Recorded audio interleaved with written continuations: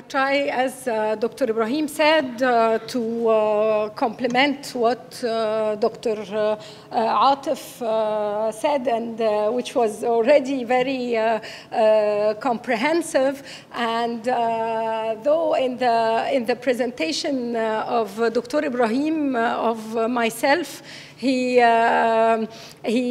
dropped the fact that I've become a politician now, though I'm a university professor. So I have two hats as a university professor and as a member of the Egyptian parliament. And I guess today I will partly put the parliamentarian hat, so then I can say anything and throw any ideas that may challenge the researchers to make the policy makers and myself worry about the environment. It's like, I know that I worry about the environment, but I know that many others do not even care about it.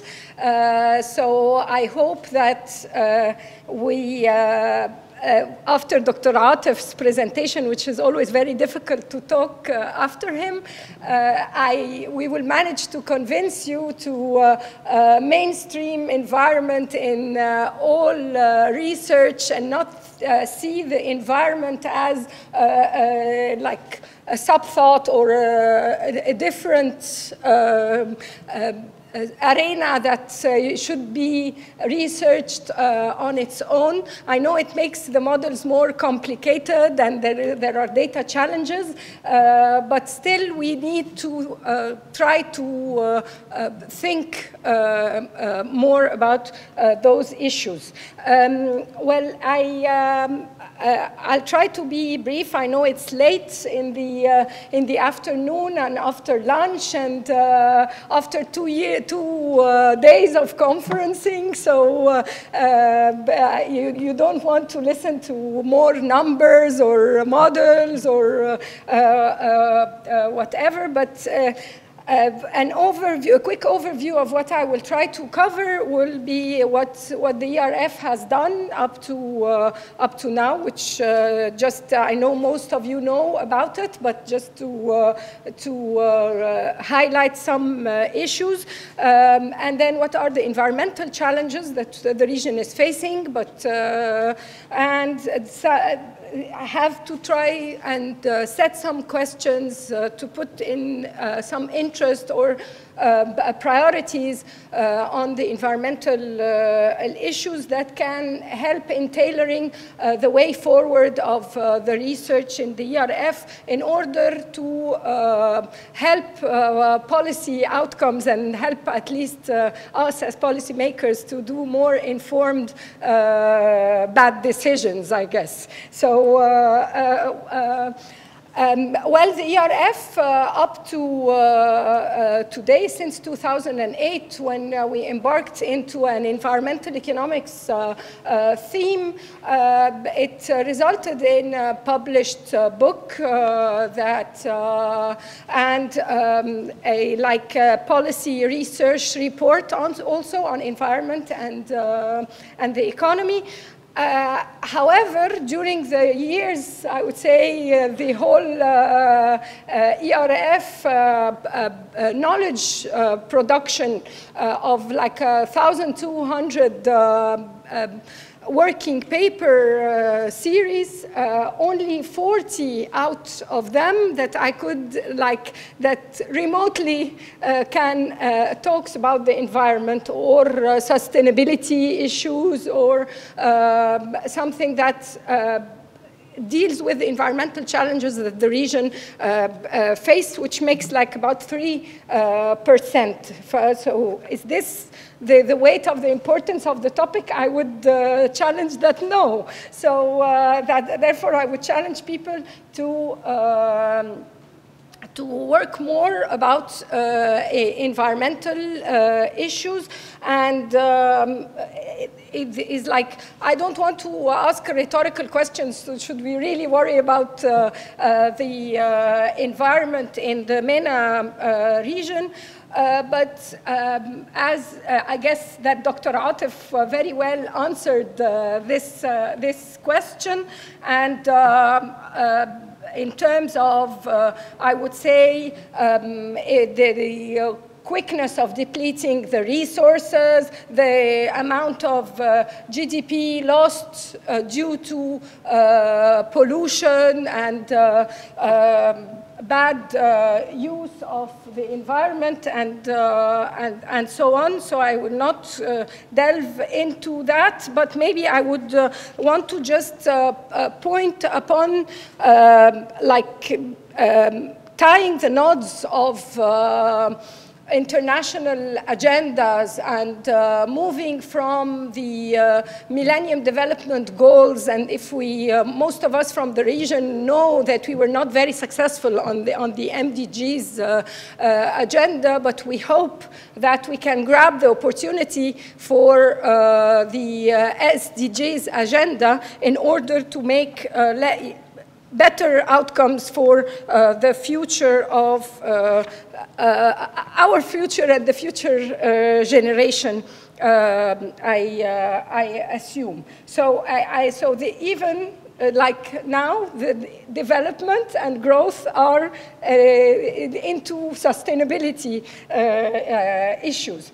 So, so I also, as Dr. Atif pointed, would like to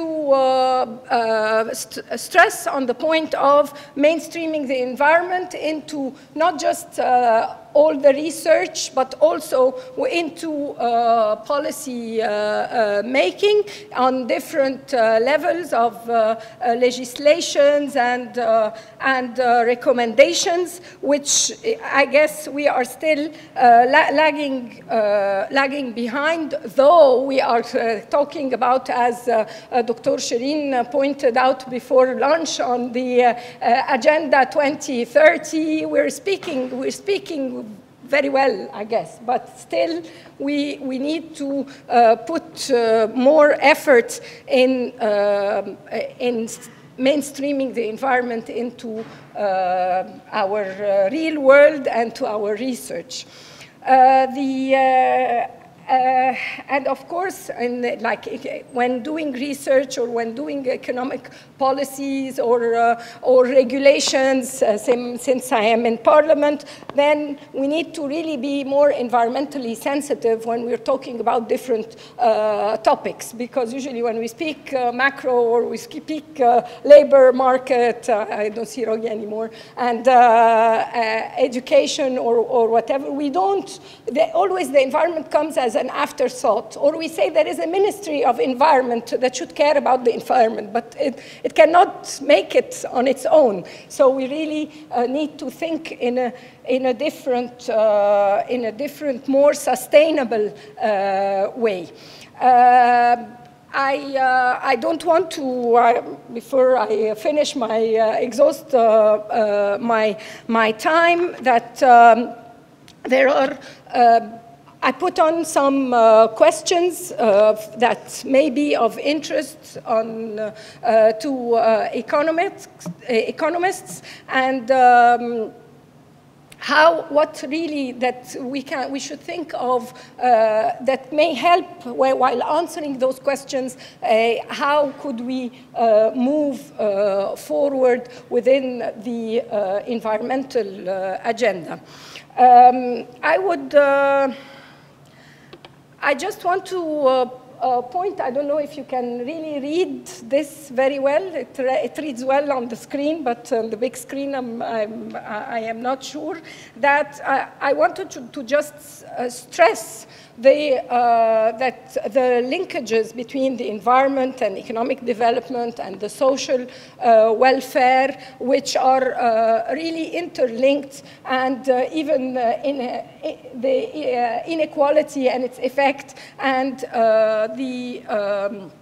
how also to put the strength or the accent, as I can say, that the poor are actually the ones that suffer most from the depletion of the resources and the ecosystem services loss. Is like the poor that usually, since we were speaking about subsidies and inequalities, I also I have an example of what I think is one of the main challenges that is actually main challenges to our region is to answer to the question of like taking demographic dynamics and trends into consideration, food diets,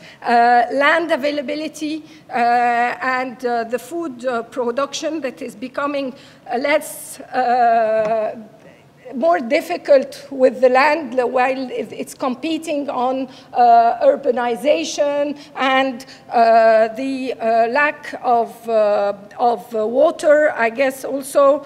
And with the sea level rise, Dr. Atif skimmed very quickly on the fact of sea level rise and didn't show you his beautiful pictures on the drowning of the delta, and which will make even agricultural production more limited, and where climate change will come in and even hit with water, even scarcity, where the region is already suffering from scarce resources of water.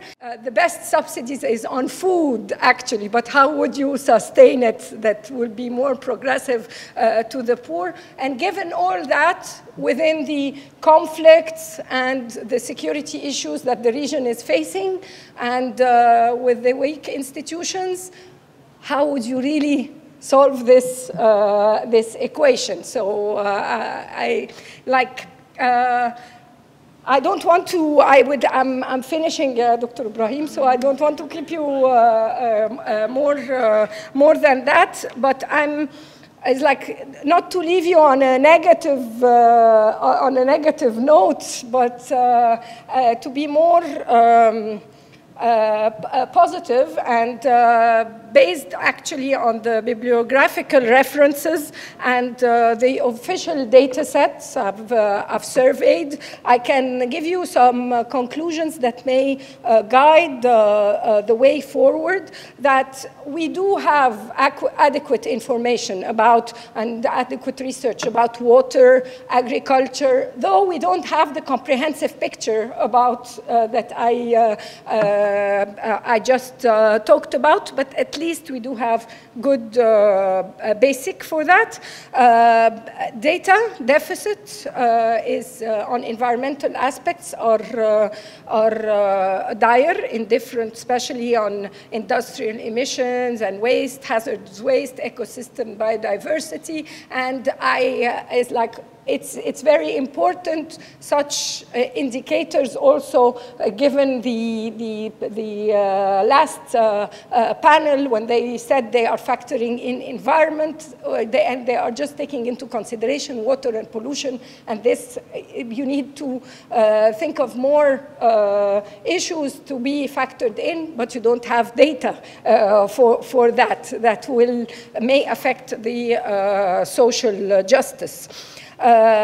We do really need a different range of models to assist the decision makers, and I will not go through all the details because I think Abir will be having more details on this issue, but while what I can say that we do lack more comprehensive models that mainstreams the environment, take different scenarios into consideration, that could even be like more policy or oriented in order to help the decision makers, or give a red lamp that things need to be done. And given the Sustainable Development Agenda, I guess we do have a good window of opportunity in that matter to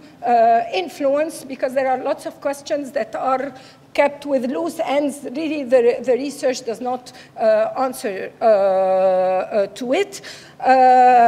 More topics on environmental regulation, how to abate, what are the best policy to be undertaken, given, of course, that in our region we do have weak enforcement of the legislations. So how can we also solve that?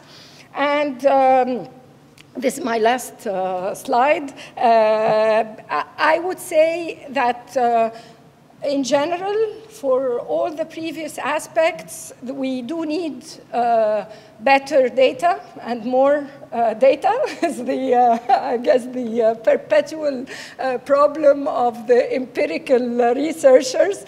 They are always in the hunt of data, and Capmas was here, but just fled when he heard data. And, and also, I would encourage you, is because we as if I put the researcher hat now, we always complain that we do the work and nobody's listening, nobody's reading. Well, but because it's like we don't write it in a crunchable matter, and policymakers do not have the time to read, and maybe also do not understand very much the models, so they want very clear, short, concise messages that, and I think that the ERF has started with the policy forum to bridge this gap, but I still think that more effort needs to be, make it more user-friendly to the policy makers, and also think of encourage capacity building activities that are cross-cutting between researchers and the different stakeholders, and to encourage, of course, to have peer-reviewed, to be published in peer-reviewed journals. Thank you very much.